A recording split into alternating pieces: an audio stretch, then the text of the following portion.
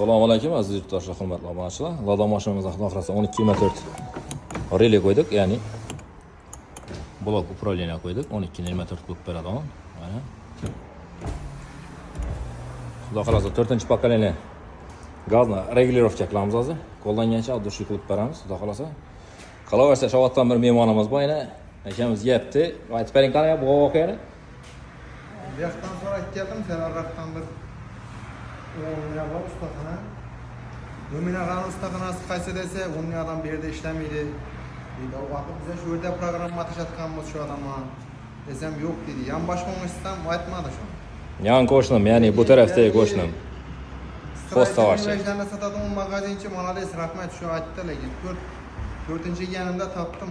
Bor ekan. Rahmat. Shu yerda ishlatib turgan ekan, baran. Realni haqiqatni aytib turibdinglar. Bir devor qo'shnim olmayman, bu tarafdagi qo'shnim olmayman. Bilasizlar kimligini?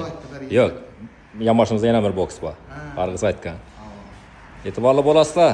Telefon qilasizlar 33 980 02 22.